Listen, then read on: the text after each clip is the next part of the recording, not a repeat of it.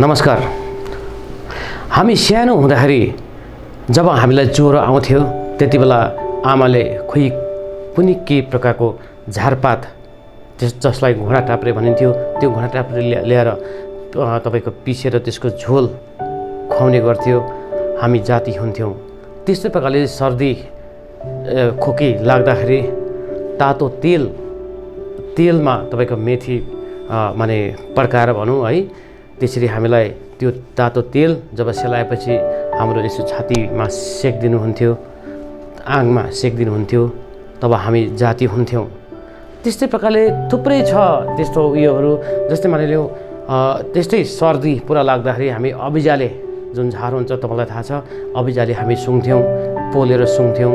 अनि आमाहरूले त्यसको पुल्टिस बनाएर हाम्रो यहाँ बुटी जस्तो तपाईँको घाँटीमा झुन्ड्याइदिने गर्दथे।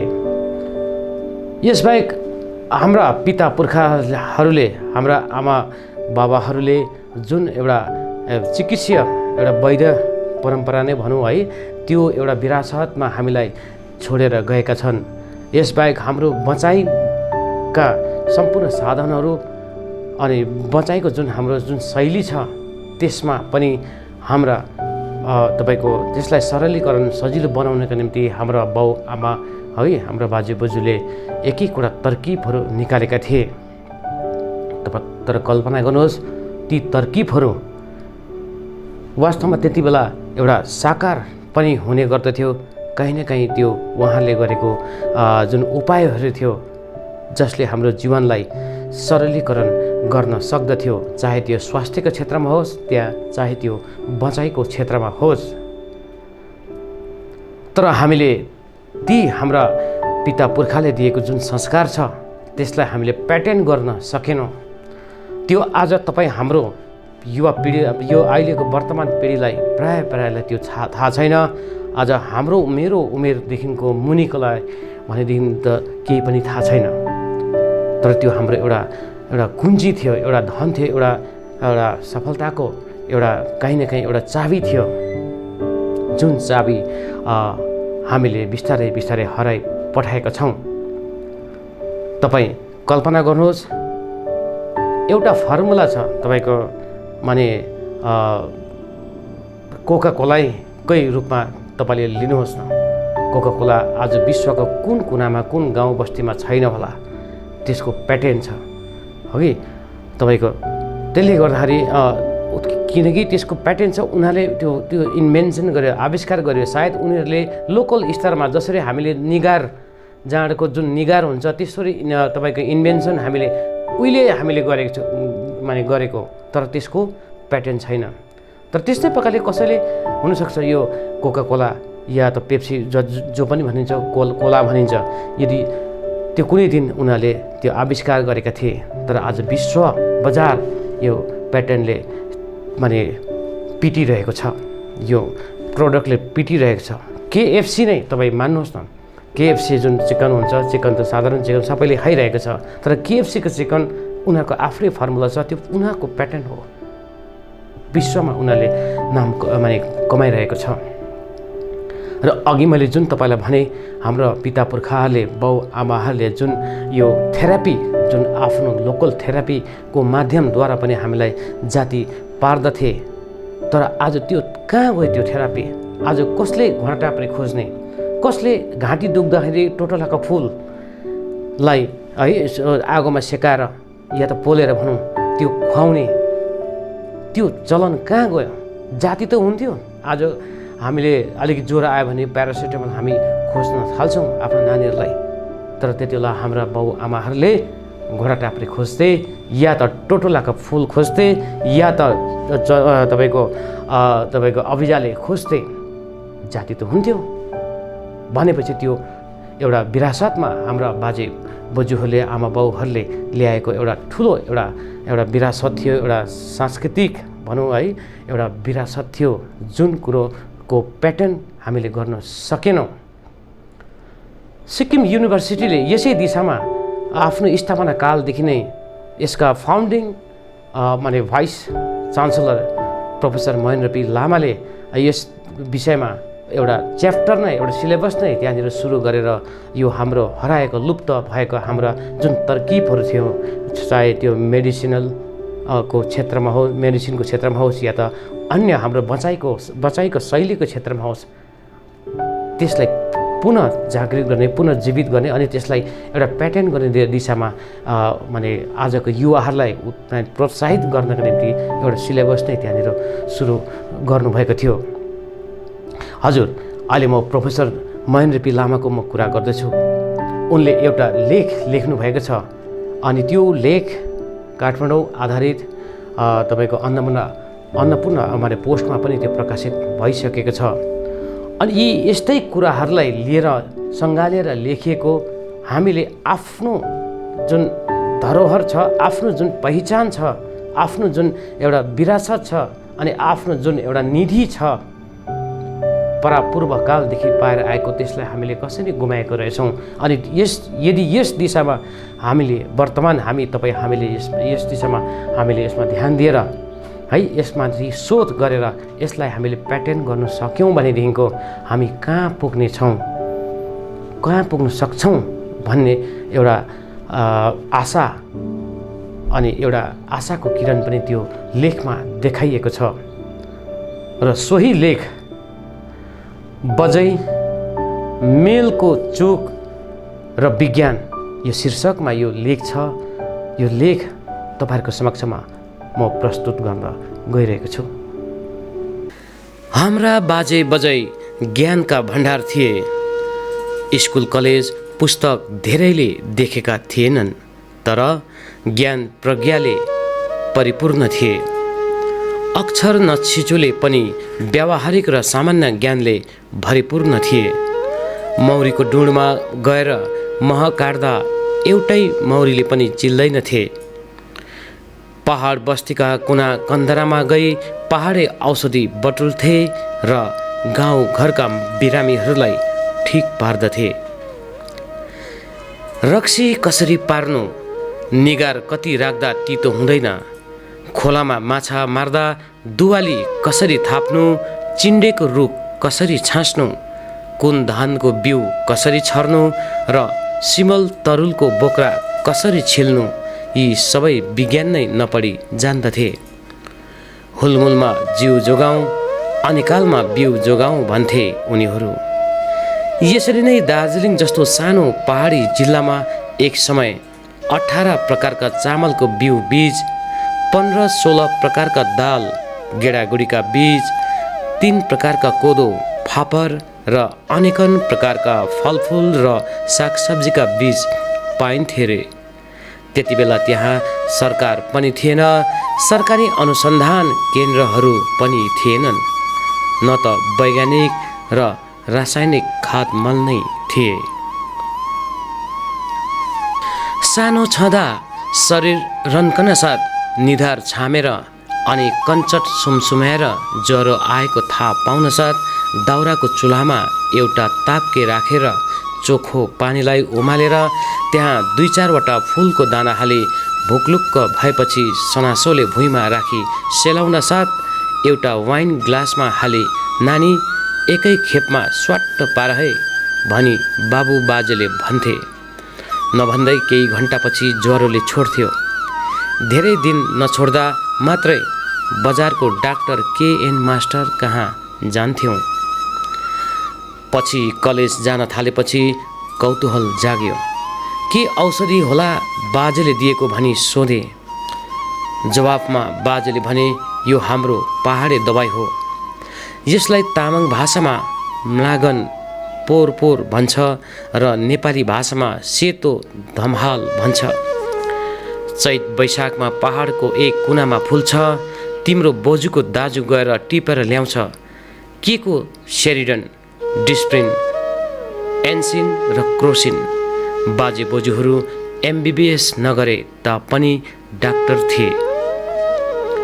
पाखन बेत, घङ्गेराको फुल, अबिजाल, बेतलौरी, ज्वानो र चरी अमिलो समेतबाट औषधि निकालेर हामीलाई खुवाउँथे।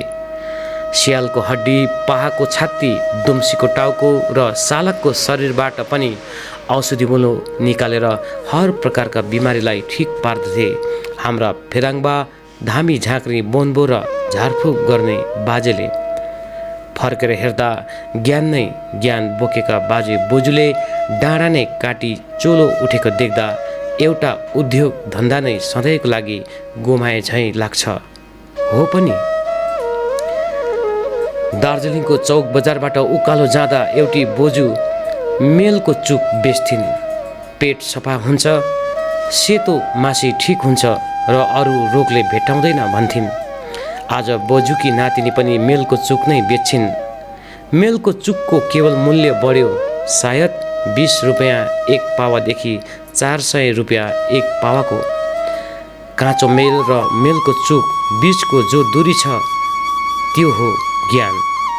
आजभोलि यस ज्ञानलाई नै बौद्धिक सम्पत्ति, इन्टेलेक्चुअल प्रोपर्टी भनिन्छ। यो ज्ञान केवल बजू नातिनीमा सीमित छ।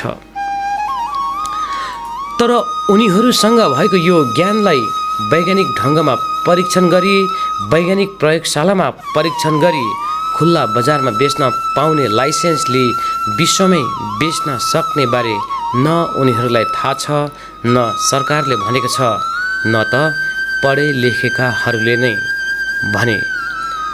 यही अरू कसैले नजान्ने ज्ञान बेचेर र ज्ञानको फर्मुलाको लाइसेन्स अर्थात् प्याटेन्ट हत्याएर नै कोका कोला, पेप्सी कोलाले विश्व बजार पिटे। नेपालको धादिङदेखि अफ्रिकाको जङ्गल र अमेरिकाको सिकागोदेखि सिंहमारीको लिम्बू गाउँसम्म यी कोलाहरू पुगे। यी कोला कम्पनीहरू आज नेपाल, भुटान, मालदिभ्स, लाओस, कम्बोडिया राष्ट्रहरूभन्दा धनी भएका छन्। ज्ञान र फर्मुला नै बेचेर हाम्रा बजू भुइँमा टुक्रुक्क बसी चिसेना ताप्दै चुक बेचेरै जुनी बिताए। यही फरक छ अमेरिका, चीन, जापान, जर्मनी र हाम्रो भारतमा।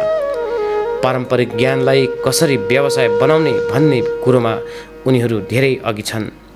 चीन र कोरियाले जिन्सेङलाई यसै गरे। हामी पहाडेहरू यसरी नै ज्ञानको भण्डार गुमाउँदै अघि बढ्यौँ। आज हाम्रो निम्ति एउटा भयानक चुनौती हाम्रा आफ्नै खेतीपाती, रुखपात, सब्जी, गाई बाख्रा, कुखुरा, सुँगुर, फलफुलका बिउ बीज जोगाउनुमा भएको छ। साउने सङ्क्रान्तिमा गाउँले मगमग बाँच्न आउने कृष्णभोग र कालो नुनिया चामलको खिर पाक्थ्यो। 4 घोगासम्म लाग्ने अग्लो मकैको बोटले गुलियो दुधिलो मकै दिन्थ्यो। रातो सेतो सकरखण्डा, कुसुमे घरतरुल र वनतरुलले माघे सङ्क्रान्ति ढकमक्क फुल्थ्यो र फापर कोदोको पिठोको पकवानले हामी रमाउँथ्यौँ। दसैँ तिहारमा सयपत्री, गोदावरी, मखमली फुलले गाउँघर नै सिँगारिन्थ्यो। राजारानी चरा, चमेरा, गौँथली, लुइँचे चारैतिर नाच्थे। राति राति राजपङ्खी उड्थे। तर ती सबै बिस्तारै नाश भए। फ्याउरा, स्याल रुन नै छोडे। मधेसमा जो खाना पाइन्छ त्यही खाने भयौँ पहाडमा। हाम्रा बिउ बीजहरू एक एक गर्दै मासिँदै गए। आजको तिहारमा सयपत्रीको माला गुत्ने फुल नै पाइन छोड्यो। कसैले सयपत्रीको बीज नै स्वाहा पारिदिँदैछ वैज्ञानिक जिन टर्मिनेटर लगाएर। अब दिल्लीदेखि इलाम, कोलम्बोदेखि इटानगरसम्मै एउटै रङ, आकार, नापका सयपत्री फुल फुलाउने समय आयो। किनकि फुलका बीज समेत कम्पनीहरूले हडप्न थाले। यस भयानक रोगलाई रोक्नुपर्छ। बीज बिउ बिरुवा बाहिर जानबाट रोक्नु पर्छ। बाहिरबाट ल्याएको बीजले रोग ल्याउँछ, खेतीपाती स्वाहा पार्छ र अनिकाल निम्त्याउँछ। यही बाहिरको नै बीज बिरुवाले हाम्रा अलैँची, सुन्तला, उखु, साग, घेरौँला र भोगटे खत्तम नै भए। कुखुरा, बाख्रा, गाई बस्तु समेत मासिँदैछन्। कसले रोक्ने यस भयानक शक्तिलाई? राजनीतिक दल र नेताहरू धनको कुम्लो बाँध्नमै व्यस्त छन्। कलेज स्कुलका शिक्षकहरू दुई छाक जुटाउन नै आफ्नो परम कर्तव्य ठान्छन्। सङ्घ संस्थाहरू पनि राजनैतिक हावाघरमा नाच्न थालेपछि यो भयानक प्रकोपले सबैलाई निमिट्यान्न पार्ने नै भयो। कसैले क्रान्ति गर्छु भन्छ भने यी सब कुराको क्रान्ति नै हुनुपर्छ, जसले राष्ट्र, जाति, जात र चिन्हारी जोगाउँछ र भविष्य बचाउँछ। अब पहाडे पनि इस्कुसको जरा, मुन्टा र फल खाँदैनन्, केवल धोक्ला, डोसा र टिन्डा खान्छु भनेर तय गरेपछि संस्कृति समेत उखेलिने भयो। गुन्द्रुक किनेमा ढिँडो पर सारेर पिज्जा, बर्गर, कोक मात्र लिन्छु भन्नु परम्परा नै जलाइदिनु हो। हामीलाई सानै उमेरका बाजे बजैले विज्ञान, प्रकृति र संरक्षण भन्ने सिकाएका थिए। धाराबाट चोखो पानी ल्याई ढोकामा हामीलाई राखी सातो बोलाइदिन्थे। शरीरमा लागेका भूत प्रेत सबै भगाइदिन्थे। त्यो कलशमा जवा कुसुमको नै भए पनि तिते पातीसँग फुल हुन्थ्यो नै। सातो फर्केपछि हामी चङ्खो, सतर्क, सन्चो हुन्थ्यौँ। गाउँमा धारा हुन्थ्यो, धाराको माथि सिमसार हुन्थ्यो र तलतिर सिम कुखुराले भुतभुती खेल्थ्यो र सिमरायो लहलह र मनग्गे फुलेको हुन्थ्यो। बर्खाको भेलमा जमिनले बिस्तारै पानी चुसेर जमिनको सबैभन्दा तल्लो ढुङ्गेनी सतहमा पानी ठोकिएर उकालो आउँदा मूल फुट्थ्यो। अनि मूल फुट्नुसँगै जोडेको हुन्थ्यो पूजाआजा, खेपा, सुङको भालेको बलिदान। हामी यसरी प्रकृतिको खेलमा रमाउँथ्यौँ। गाउँघरका बाजे बोजूले हामीलाई खबरदार गर्दै पँधेरा धाराको माथिल्लो इलाकामा जाँदै दिँदैनथे। उनीहरू भन्थे, धाराभन्दा माथिका इलाकामा देवी देवता बस्छन्, देवी थान हुन्छ। तिमीहरूले त्यहाँ फोहोर मैला गर्नुहुन्न, झारपात काट्नुहुन्न। हामी डराउँथ्यौँ देवा लाग्छ कि भनेर, कारण देवा लाग्दा हात काङलाङ कुङलुङ हुन्छ रे, आँखा टेढा हुन्छन् र खुट्टा बाङ्गा हुन्छन् अरे। हामीले धाराको माथिल्लो इलाकामा के रहेछ भनेर कहिल्यै बुझ्न सकेनौँ। आज विश्व पानी संरक्षण गर्ने कुरो गर्छ। पानी आउने क्षेत्रको वाटर सेट म्यानेजमेन्ट भन्दै अर्बौं रुपियाँ खर्च गर्छ। क्याचमेन्ट एरिया भन्दै विश्वमा ज्ञान विज्ञानको प्रचार गर्छ। तर हाम्रा कहिल्यै विज्ञान नपढेका बाजे बजूले केवल बोली शब्द देवी देवताका भरमा प्रकृतिको पानी बचाउँथे। बजू बाजेले प्रकृति, धर्म, ज्ञानलाई अति रोचक ढङ्गमा मिलाएर चोखो पानी बचाउँथे। पानी भनेको प्रकृति, धर्म भनेको देवी देवता र धाराको माथि नजानु भनेको ज्ञान रहेछ। आजको विज्ञान यही हो। हाम्रा बजू बाजेले नपढी छिचोलेका थिए। यस्ता गहिरा ज्ञान बारेमा कसले लेख्ने, कसले भन्ने विश्वलाई कि तिम्रो ज्ञान विज्ञानलाई हाम्रा बजू बाजेले परम्परामा परिणत गरेका थिए भनेर। पहाड, पर्वत, खोला, नाला, समाज, समुदाय, विश्व ब्याङ्क, संयुक्त राष्ट्रसङ्घ, फोर्ड फाउन्डेसन, सरकार, स्वास्थ्य, भारत र पञ्चायत बिना नै हाम्रा बजू बाजेले बचाएका थिए।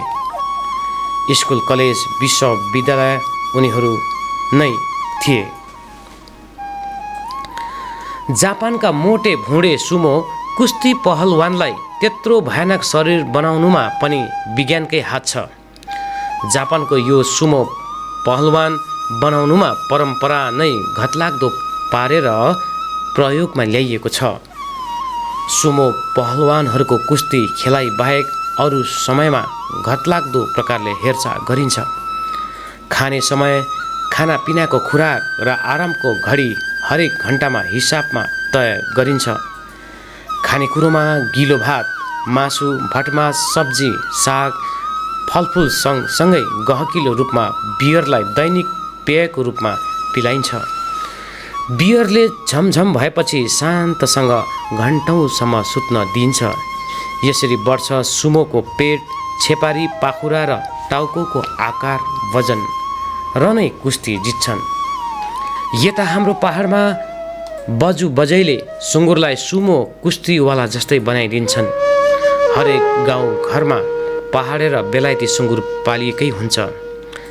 चाडबाड त्योहार र दैनिक रूपमा सुँगुरको मासु, रक्ती, कान, खुट्टा, पुच्छर, चर्बी के चाहिँ काम लाग्दैन र? रमाई रमाई खान्छन् सबैले। सुमो कुस्तीवालाले जापानमा खाने र खाएर घन्टौँ सुत्ने बियर सुँगुरले पाउँदैन। तर पनि सुँगुर पुष्टिन्छ।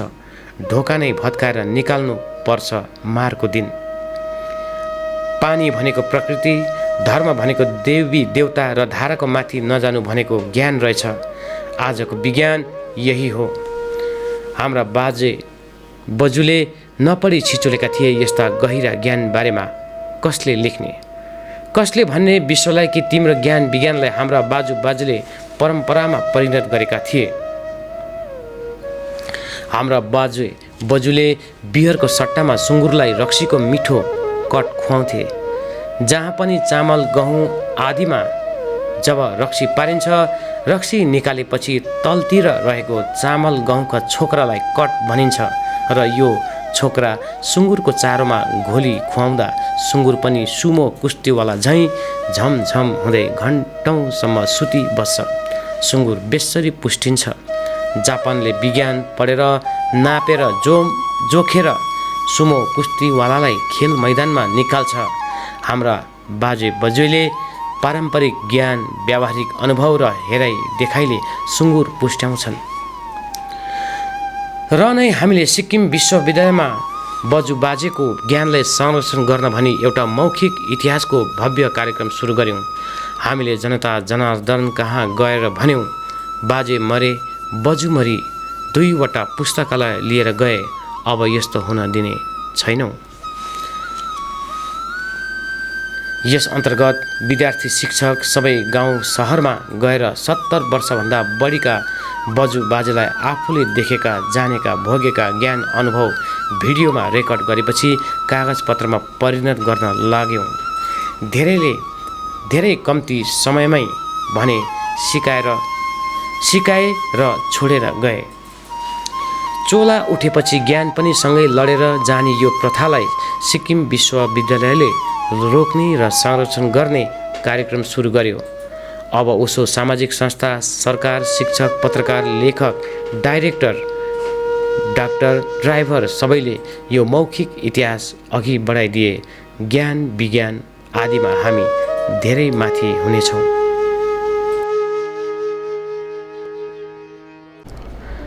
त दर्शकवृन्द, यो सम्पूर्ण कथा या लेख तपाईँले सुनिसकेपछि, बुझिसकेपछि अब एउटा कुरा आउँछ, कहीँ न कहीँ एउटा सम्भावनाको, एउटा आकाशमा एउटा कहीँ न कहीँ एउटा सम्भावनाको एउटा तारा चम्किएको जस्तो लाग्छ। किनभनेदेखिको भारत सरकारले, विशेष गरी देशका प्रधानमन्त्री श्री नरेन्द्र मोदीले यो लकडाउनको अवधि, कोरोना भाइरसको महामारीको यो अभ्यासबाट, यो प्रकोपबाट एउटा सिख लिँदै अब देशलाई आत्मनिर्भर बनाउने दिशामा अघि बढ्नुपर्ने उहाँले एउटा मन्त्र दिनुभएको छ।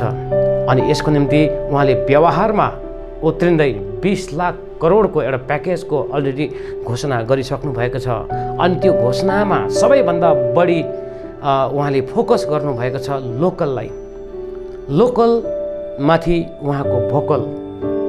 अनि लोकललाई फोकस गर्नुपर्ने, स्वदेशी जति पनि चिज छ त्यसलाई व्यवहार गर्नुपर्ने, त्यसको उत्पादन गर्नुपर्ने, त्यसको व्यवहार गर्नुपर्ने, अनि त्यसको मार्केटिङ गर्नुपर्ने, विश्व बजारमा मार्केटिङ गर्नुपर्ने एउटा भारतभरि नै अब एउटा क्रान्ति उहाँले छेडिदिनु भएको छ।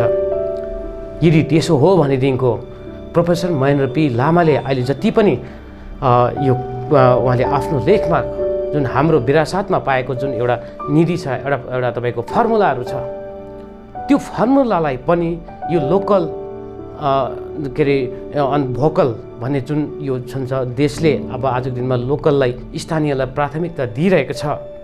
यदि यस्तो अवस्थामा यदि हाम्रो यो लोकल जुन तपाईँको अभिज्ञताहरू छ, जुन लोकल हाम्रो पिता पुर्खाले जुन एउटा फर्मुला भनौँ है, एउटा सिद्धान्त जुन निकालेका थिए, जुन एउटा तरकिबहरू, जिउने तरकिबहरू निकालेका थिए, त्यो तरकिबहरूलाई अब हामी प्याटर्न गर्ने दिशामा किन नजाने?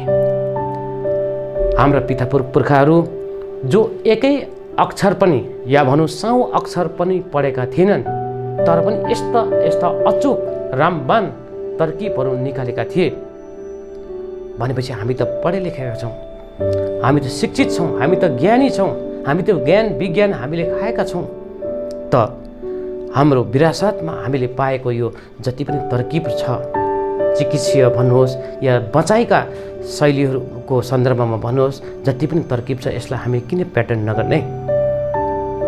र आजको तारिकमा भारत सरकारले लिएको जुन यो लोकललाई भोकल अनि फोकस गर्ने जुन एउटा नीति लिएको छ, यसमा कहीँ न कहीँ हाम्रो